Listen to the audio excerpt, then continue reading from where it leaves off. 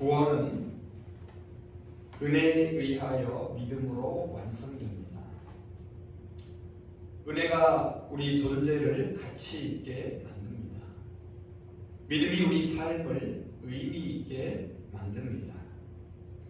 은혜의 하나님은 또한 믿음의 하나님이십니다. 하나님께서 우리에게 믿음을 주십니다. 그리고 하나님은 마침내 우리의 구원을 완성하십니다. 저와 여러분이 하나님의 은혜에 믿음으로 응답할 수 있기를 바랍니다.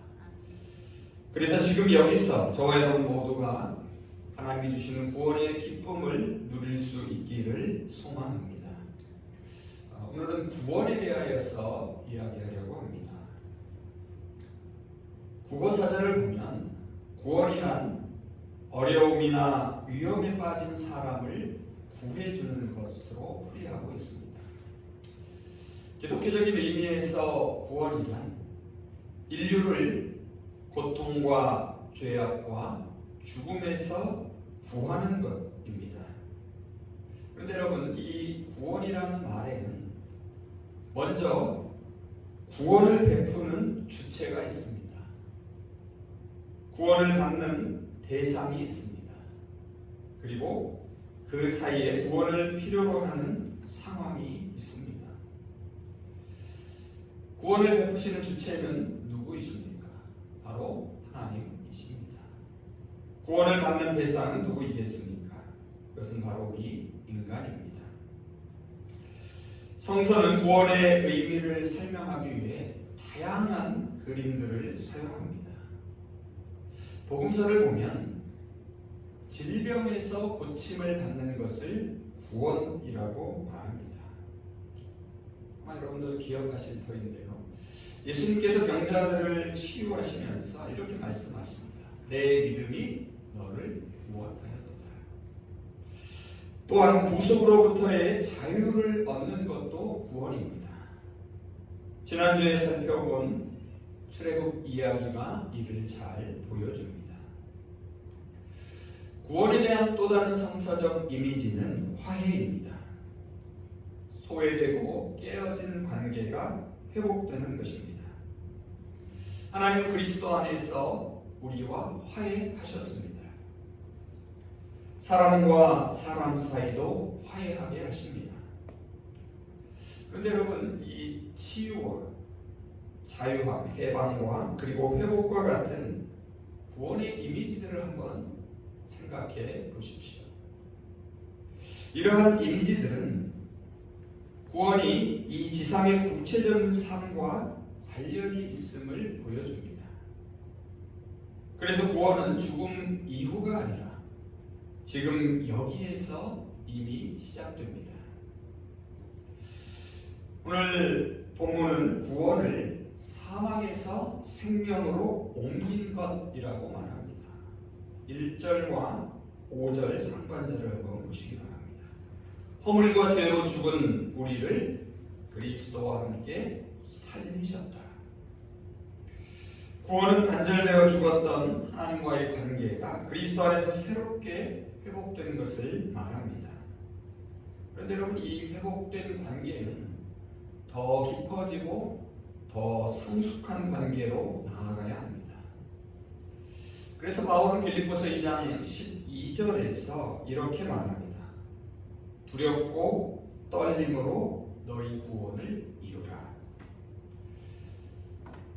전에도 말씀드린 것처럼 구원은 점이 아니라 선입니다. 하나의 과정입니다. 거듭난 삶이란 완결된 상태를 뜻하지 않습니다. 완성을 향한 과정을 말합니다. 정리해보면 성서에서 말하는 구원은 죄로 죽었던 존재가 지금 여기서 그리스도의 생명으로 다시 살아나는 것입니다. 소외되고 깨어졌다는 하나님과의 관계가 회복되는 것입니다. 그리고 하나님과의 관계가 점점 깊어지며 성숙해지는 것입니다.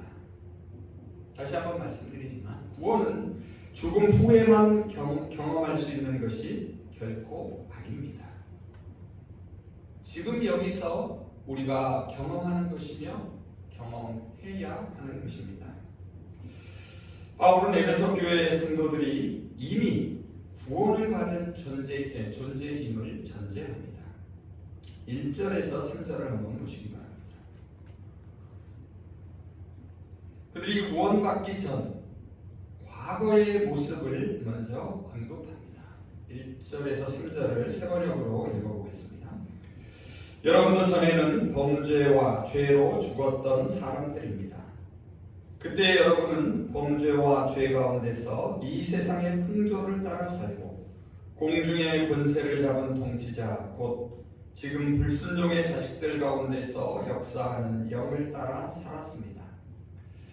우리도 전에는 그들 가운데서 모두 육신의 정욕대로 살고 육신과 마음이 바라는 대로 행하여 다른 사람들과 마찬가지로 날 때부터 진노의 자식이었습니다. 그리고 나서 이어지는 4절에서 6절을 보시면 그들이 구원받은 현재의 상태를 말합니다. 제가 공동번역으로 읽어보겠습니다. 그러나 한없이 자비로우신 하나님께서는 그 크신 사랑으로 우리를 사랑하셔서 잘못을 저지르고 죽었던 우리를 그리스도와 함께 다시 살려주셨습니다. 여러분은 이렇듯 은총으로 구원을 받았습니다. 하나님께서는 우리를 그리스도 예수와 함께 살리셔서 하늘에서도 한 자리에 앉게 하여 주셨습니다. 전에는 진노의 자녀로 죄와 허물로 죽었던 존재였습니다. 하지만 이제는 어떻습니까? 하나님이 그리스도 예수를 통해 보여주신 사랑과 자비로 새 생명을 얻은 존재가 되었다고 말합니다. 구원받은 현재의 삶은 하나님의 은혜이고 하나님이 주신 선물입니다. 자, 그렇다면 우리는 어떻게 구원을 받으며 어떻게 구원의 은혜에 참여하게 되는 것일까요? 바울은 8절에서 구원의 길, 구원의 방법에 대하여 말합니다. 8절 상반절을 한번 보시기 바랍니다. 너희는 그 은혜에 의하여 믿음으로 말미암아 구원을 받았다라고 말합니다. 여러분, 구원은 먼저 하나님의 은혜에 의하여 받게 됩니다. 그리고 우리의 믿음을 통하여 구원에 참여하게 됩니다. 먼저 은혜에 의하여 라는 말에 대하여 생각해 보겠습니다. 여러분, 기독교를 흔히 은혜의 종교라고 말합니다. 그런데 우리는 은혜를 생각할 때에 은혜를 받아 누리는 우리 인간의 관점에서만 생각합니다. 정작 은혜를 베푸시는 하나님의 관점에서는 잘 생각하지 못합니다. 하나님이 은혜를 베푸시는 이유와 목적에는 관심이 없습니다. 하나님이 은혜를 베푸시는 것이 무엇을 의미하는지를 묻지 않습니다. 그저 우리 그리스도인들은 어떻게든 하나님의 은혜를 받기 위해 애를 씁니다. 그런데 여러분 한번 생각해 보십시오. 은혜라는 것은 본래 거저 주어지는 것입니다. 그래서 은혜를 얻기 위해 노력을 쏟는 모습은 어딘지 이상합니다. 만일 누군가가 애쓰고 수고해서 은혜를 받게 된다면 그것은 은혜라고 할 수 없습니다. 왜 그렇습니까? 은혜는 선물처럼 그냥 주어지는 것이기 때문입니다. 그래서 8절 하반절에서 뭐라고 말합니까? 이것은 구원의 은혜는 너희에게서 난 것이 아니요 하나님의 선물이라고 말합니다. 은혜에 의하여란 구원이 하나님으로부터 오는 것임을 말합니다. 구원이 하나님의 주권적이고 주도적인 사건임을 뜻합니다. 하나님의 은혜는 우리 인간이 스스로 무엇인가를 할 수 있다는 자만심을 무너뜨립니다. 9절을 보시면은 구원이 행위에서 난 것이 아니면 아무도 그것을 자랑할 수 없게 하려고 하시는 것이다 라고 말합니다. 하나님의 은혜는 다른 사람을 판단하거나 비난하지 못하게 만듭니다. 다만 감사하게 할 뿐입니다. 그래서 은혜와 감사는 동전의 양면입니다. 그런데 여러분, 은혜라는 이 말은 현대인들이 받아들이기 힘든 개념입니다. 여기에는 두 가지 이유가 있을 수 있습니다. 첫째로, 사람들은 무엇을 얻으려면 반드시 대가를 지불해야 한다고 생각하기 때문입니다. 우리가 살고 있는 자본주의 사회는 모든 것에 가치를 부여합니다. 그리고 이를 돈으로 환산합니다. 만일 어떤 것을 얻으려면 그것에 해당하는 가치를 반드시 지불해야 합니다. 정당한 대가를 치러야만 합법적으로 자기 소유로 인정받을 수 있습니다. 만일 여러분 대가를 지불하지 않고 무엇을 얻게 되면 하찮게 여깁니다. 지불한 대가가 크면 클수록 더 소중하게 생각합니다. 그런데 은혜는 값없이 주어집니다. 그래서 하찮게 여길 수 있습니다. 하지만 여기서 값이 없이 주어진다라는 말은 결코 가치가 없다라는 뜻이 아닙니다. 그것은 어떤 것으로도 그 값을 치를 수 없음을 말합니다. 다음 둘째로, 은혜라는 것은 구원을 받는 데에 아무런 자격 조건이 없는 것을 의미하기 때문입니다. 구원이 선물처럼 그냥 주어진다면 결국 악한 사람도 은혜로 구원을 받을 수 있다는 말이 됩니다.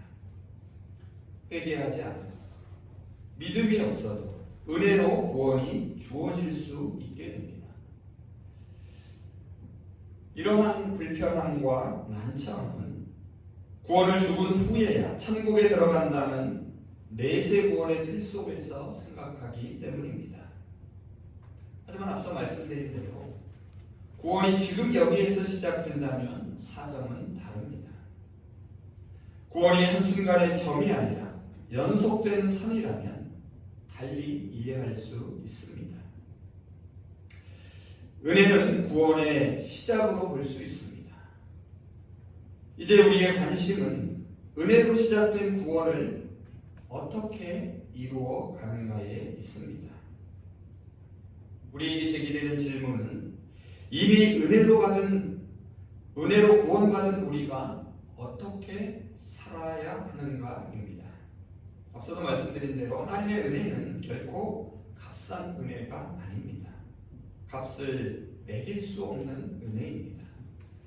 한량없는 구원의 은혜는 오직 믿음으로 누릴 수 있습니다. 믿음으로 은혜의 구원을 완성할 수 있고 완성해야 합니다.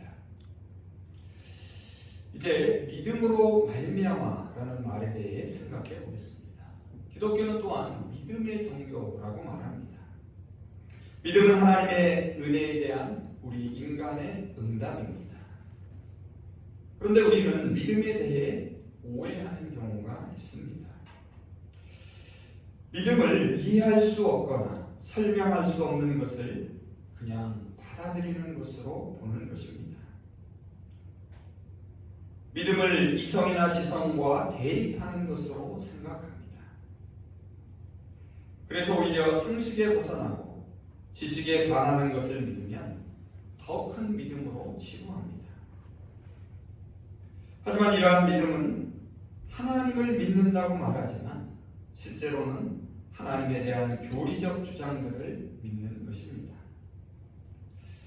본래 믿음이라는 것은 하나님에 대한 어떤 것을 믿는 것이 아닙니다. 하나님을 믿는 것입니다. 믿음이란 앞서 언급한 것처럼 구원의 은혜를 베푸시는 하나님에 대한 인간의 반응이고 응답입니다. 그리고 믿음은 관계적 용어입니다. 그래서 믿음은 다음 세 가지 차원을 내포합니다. 첫째는 신의로서의 믿음입니다. 여러분, 신의라는 말이 무슨 말입니까? 믿고서 의리를 지키는 것입니다. 신으로서의 믿음은 자신의 마음, 즉 자신의 존재 전체를 하나님께 내어주는 것을 말합니다. 본래 우리 존재의 주인이 하나님이십니다. 우리는 사도신경을 통하여 나는 믿습니다 라고 신앙을 고백합니다.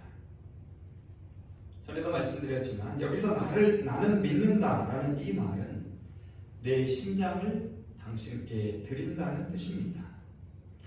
신뢰로서의 믿음은 마음과 뜻과 정성을 다하여 하나님을 사랑하는 것입니다.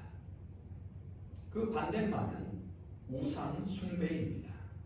하나님이 아닌 것에 자신의 심장을 내어주는 것입니다. 의리를 저버리는 것입니다. 곧 배신입니다. 다음 둘째는 신뢰로서의 믿음입니다. 신뢰란 무엇입니까? 믿고서 의지하는 것입니다. 여러분, 어떤 사람을 내가 믿는다라는 것은 곧 그 사람을 의지하는 것을 말합니다. 하나님을 믿는다라는 것은 곧 하나님을 의지하는 것입니다. 신뢰로서의 믿음은 그 반대말인 불신이나 불안을 생각해 보면 의미가 더 분명해집니다. 여기서 신뢰는 하나님의 신실하심에 대한 신뢰입니다. 신실하신 하나님을 의지하는 것을 말합니다. 또한 이는 신실하신 하나님의 말씀에 대한 신뢰이기도 합니다. 신뢰로서의 믿음은 우리의 삶에서 불안해하거나 염려하기보다는 하나님의 말씀을 전적으로 의지하는 것을 말합니다. 마지막 셋째는 신념으로서의 믿음입니다. 신념이란 무엇입니까? 굳게 믿고서 그것을 실현하려는 의지입니다. 하나님과의 관계에서 신념이란 단순히 특정한 교리나 성서적 진술을 무조건적으로 믿는 것을 뜻하지 않습니다. 신념으로서의 믿음은 하나님에 대하여 신의를 지키고 신뢰를 삶 속에서 보여주려는 의지를 가리킵니다. 그래서 신념으로서의 믿음에서 중요한 것은 하나님의 말씀을 삶으로 살아내려는 마음 자세와 태도입니다. 신념으로서의 믿음은 입술만의 믿음이 아닙니다. 삶 속에서 행동하는 믿음을 말합니다. 오늘 본문 7절과 10절이 이 사실을 말해줍니다. 제가 세번역 성경으로 읽어보겠습니다. 그것은 하나님께서 그리스도 예수 안에서 우리에게 자비로 베푸신 그 은혜가 얼마나 풍성한지를 앞으로 올 모든 세대에게 드러내 보이시려는 것입니다. 10절입니다. 우리는 하나님의 작품입니다. 선한 일을 하게 하시려고 하나님께서 그리스도 예수 안에서 우리를 만드셨습니다. 하나님께서 이렇게 준비하신 것은 우리가 선한 일을 하면서 살아가게 하시려는 것입니다. 그런데 여기서 우리가 꼭 기억해야 할 것이 있습니다. 그것은 존재가 행위보다 앞선다는 사실입니다. 사과와 사과나무가 있습니다. 사과는 사과나무의 원인이 아닙니다. 그 열매일 뿐입니다. 마찬가지로 우리의 선행은 구원의 원인이나 조건이 아닙니다. 선행은 우리가 구원을 누리며 나타내 보이는 열매일 뿐입니다. 하나님은 예수 그리스도를 통하여 이미 용서와 화해를 선언하셨습니다. 이것이 바울이 말하는 하나님의 긍휼이고 사랑이며 자비입니다. 은혜이고 선물입니다. 인간이 아무것도 하지 않았습니다. 죽었던 존재로 아무것도 할 수 없었습니다. 하나님이 먼저 용서와 화해의 손을 내미셨습니다. 하나님의 손을 우리 인간이 믿음으로 굳게 잡아야 합니다. 하나님의 은혜의 손바닥과 우리 인간의 믿음의 손바닥이 마주칠 때에 구원의 소리가 이 땅에 아름답게 울려 퍼집니다. 이제 말씀을 정리해 보겠습니다. 구원은 은혜에 의하여 믿음으로 완성됩니다.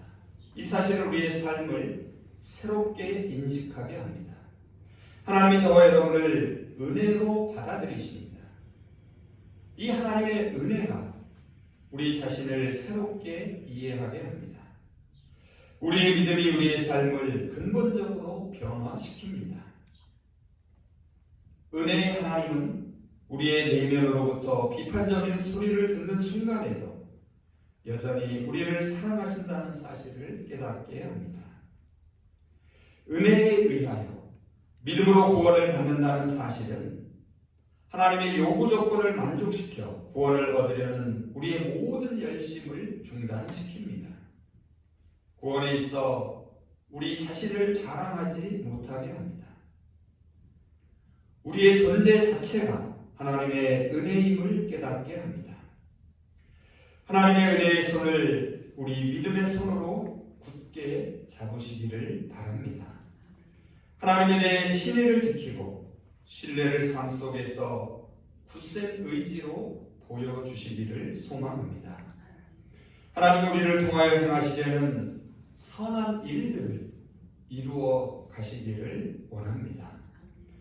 하나님의 은혜에 우리가 믿음으로 응답함으로써 구원을 이루어갈 수 있습니다.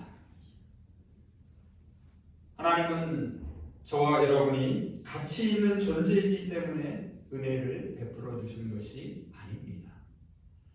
하나님께서 우리에게 은혜를 베풀어 주심으로 우리를 가치 있는 존재로 만드십니다. 은혜의 하나님은 또한 믿음의 하나님이십니다. 우리에게 믿음을 주셔서 마침내 하나님의 구원을 완성하십니다. 저와 여러분이 믿음으로 응답함으로써 구원의 은혜를 누릴 수 있기를 소망합니다. 우리가 믿음으로 말씀의 자리를 지키면 그 말씀이 저와 여러분을 은혜의 자리에 머물게 할 것입니다. 이제 우리가 있어야 할 은혜의 자리를 오늘 바울을 통해서 주시는 하나님의 말씀을 통하여 확인하면서 설교를 마치겠습니다. 여러분은 믿음으로 말미암아 은혜로 구원을 받았습니다. 이것은 여러분에게서 나는 것이 아니요 하나님의 선물입니다. 구원이 행위에서 난 것이 아니면 아무도 그것을 자랑할 수 없게 하려고 하시는 것입니다. 우리는 하나님의 작품입니다. 선한 일을 하게 하시려고 하나님께서 그리스도 예수 안에서 우리를 만드셨습니다. 하나님께서 이렇게 준비하신 것은 우리가 선한 일을 하면서 살아가게 하시려는 것입니다. 기도하겠습니다. 은혜에 의하여 믿음으로 구원하시는 하나님, 허물로 죽은 저희를 그리스도와 함께 살리시어 은혜로 구원을 받게 하심을 감사드립니다. 저희가 땅에서 살아가는 것이 하나님의 은혜 안에서 사는 것임을 늘 기억하게 하여 주시옵소서. 하나님의 은혜의 손이 우리 믿음의 손과 마주쳐서 구원의 기쁜 소리가 널리 퍼져나가게 하여 주시옵소서. 하나님에 대해 신의를 지키고 신뢰를 삶 속에서 굳센 의지로 나타내 보여주며 살아가게 하여 주시옵소서.